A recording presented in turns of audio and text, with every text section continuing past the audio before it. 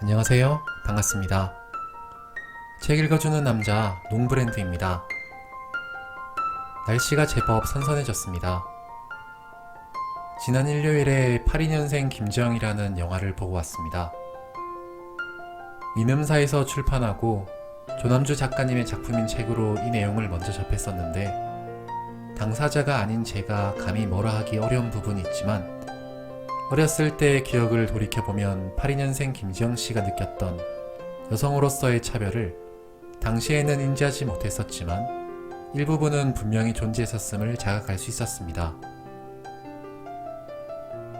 영화를 보고 나서 책을 다시 읽어보았는데 영화가 순한 맛이라면 책은 매운 맛이라는 느낌이 들었습니다. 좀 더 거칠고 순하지 않은 현상을 표현하고 있죠. 이에 영화만으로 82년생 김지영을 접하셨을 수 있는 분들과 책을 읽어보셨지만 저와 다른 여러분들의 견해를 함께 공유하는 장을 만들고 싶어 리뷰를 하고자 합니다. 미리 말씀드리지만 저는 남녀 간의 갈등 조장이나 대결이 일어나지 않기를 바라며 중립적인 입장에서 책의 소개를 진행고자 합니다. 82년생 김지영 책 소개를 시작하도록 하겠습니다.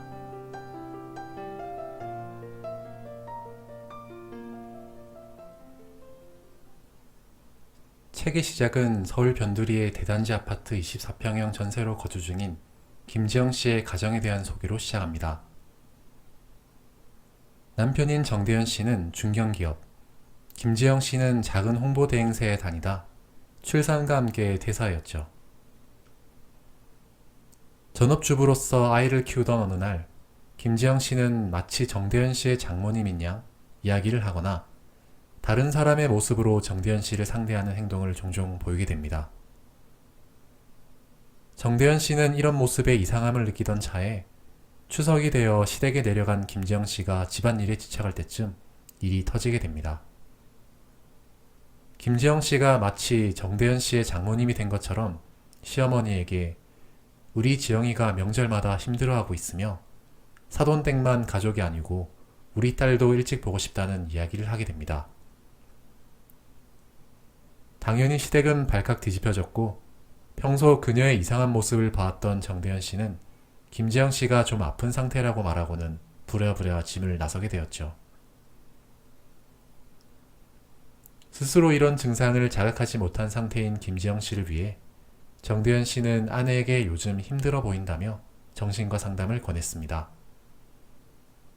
이후의 전개는 김지영 씨가 정신과 의사에게 상담을 하며 펼쳐내는 그녀의 일대기입니다. 1982년에서 1994년, 1995년에서 2000년, 2001년에서 2011년, 2012년에서 2015년, 그리고 다시 현재인 정신과 상담을 받고 있는 2016년의 순으로 이야기가 진행됩니다.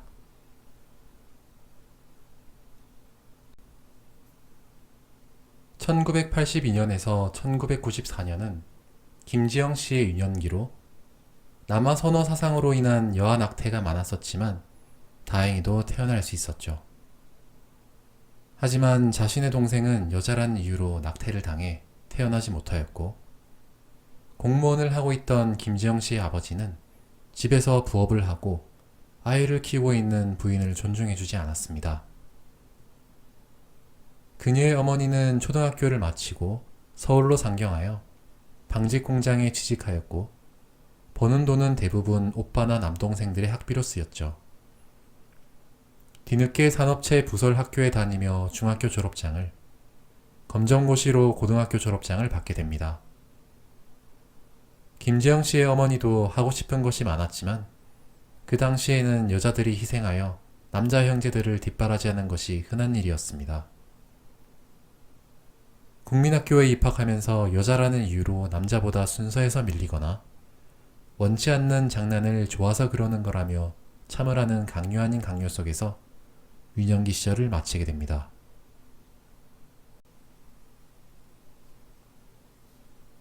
1995년에서 2000년은 그녀의 청소년기입니다.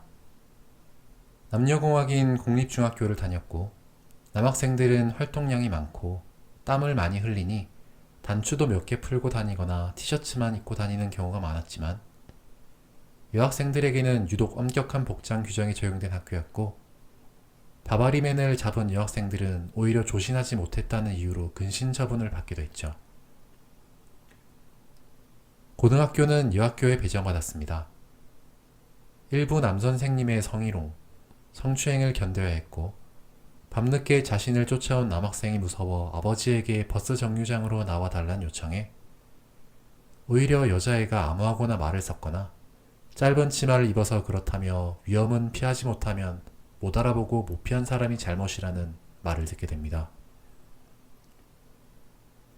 이후 김지영 씨의 언니인 김은영 씨가 대학에 진학할 때 IMF가 터지게 되고 아버지는 공무원이었지만 퇴직 권고를 받게 되죠.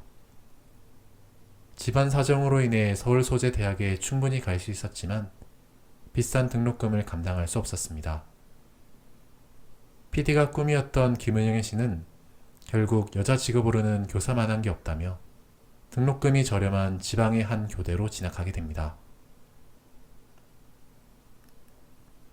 이후 김지영 씨의 아버지는 명예퇴직을 선택하게 되고 어머니의 안목으로 여러 사업을 거쳤지만 안정적으로 자리를 잡지 못한 상황이었습니다.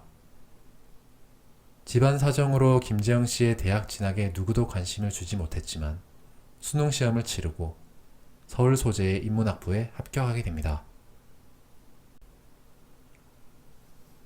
2001년에서 2011년은 김지영 씨의 대학생활부터 직장생활 시기입니다. 공부는 따라가기 힘들었지만 나름 연애도 하면서 평범한 대학생활을 보내게 됩니다. 한 동아리에 들게 되었지만 그곳은 여학생이 많지 않은 곳이었고 어딜 가나 원치 않는 과한 배려를 받고 대접을 해주었지만 정작 동아리 내 임원이나 실질적인 운영은 모두 남자들만 하고 있었습니다. 여자들은 이런 힘든 일은 하지 못하니 존재만으로도 힘이 된다는 이야기와 함께 말이죠. 이후 취업시장에서도 상황은 크게 다르지 않았습니다. 기업은 남자들을 선호했고 취직한 선배들의 이야기에서도 높은 직급의 여자는 없다시피 했습니다. 결국 졸업식이 다가왔지만 취직은 하지 못했고 아버지로부터 얌전히 있다 시집이나 가라는 이야기를 들어야 했습니다. 하지만 얼마 있지 않아 작은 홍보 대행사에 취직을 하게 됩니다. 그곳에서 김지영 씨는 커피를 타거나 귀찮고 자잘한 일들은 여직원들의 몫인 양 당연스레 하게 됩니다. 그 와중에 업무 자리에서 갖은 성희롱이나 비합리적인 대우를 받는 경우가 허다했죠. 어느 정도 자리를 잡고 인정을 받아갈 무렵 회사의 중요 프로젝트 인원을 선발할 기회가 있었고 해당 팀장도 김지영 씨를 좋게 봤지만 경영진의 판단은 오래 함께할 수 있는, 즉 결혼과 출산으로 경력 단절 없이 쭉 일할 수 있는 인원을 원했고 여사원들은 당연하게도 후보에서 배제되게 되었죠. 2012년과 2015년은 결혼과 출산, 육아의 시기입니다. 김지영 씨와 정대현 씨의 결혼 생활간 시댁에 아이를 낳아라는 닥달, 그리고 그 사이에서 큰 고민 없이 아이를 하나 가지하는 남편. 그렇지만 본인에게 너무나도 많은 것이 변해버릴 것을 알고 있는 김지영 씨는 쉽게 결정할 수가 없었습니다. 임신을 하고 나서도 녹록치 않은 생활이 이어졌습니다. 회사에서는 눈칫밥을 먹어야 했고 배불러서도 돈 벌러 다니는 독한 사람 취급을 받았습니다. 출산 예정일이 다가오면서 본인의 당연한 권리임에도 출산휴가, 육아휴직, 퇴사의 사이에서 고민을 하며 결국 퇴사를 선택하게 됩니다. 출산 이후 친정의 도움으로 아기를 키워나갔고 어느 정도 시간이 흘러 아이를 기관에 맡기고 일을 다시 시작하는 것에 대해 고민하게 됩니다. 기존에 다녔던 회사는 꿈도 꿀 수 없는 상황이고 아르바이트 자리는 없는지를 찾아봐야 했죠. 그마저도 찾아다니며 보았던 자리에는 김지영 씨와 같이 대학을 졸업했지만 출산과 육아로 경력이 단절된 많은 여성들의 모습을 보게 되었죠. 마지막은 2016년에 정신과 의사의 시점에서 진행되게 됩니다.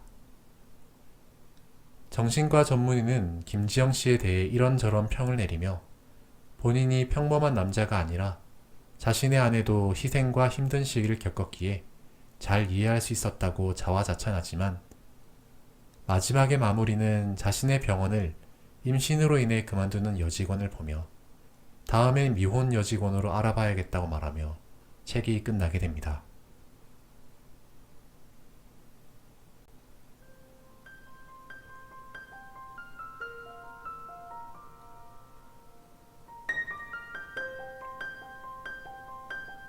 (82년생) 김지영을 리뷰하면서 느낀 생각은 이 책은 남녀를 구분하여 선악을 나누고자 쓴 책이 아니라 일부 여성들이 겪었을 수도 있는 사례를 통해 사회적인 제약에 부딪히는 모습을 극적으로 표현한 듯하며 서로를 이해하고 함께 문제들을 극복해 나가는 계기가 되고자 한 것이 아닐까 생각합니다.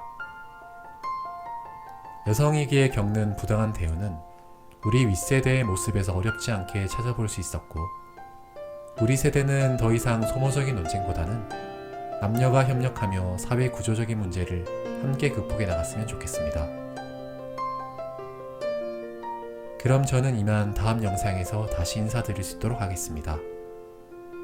여러분의 구독과 좋아요는 저에게 큰 힘이 됩니다.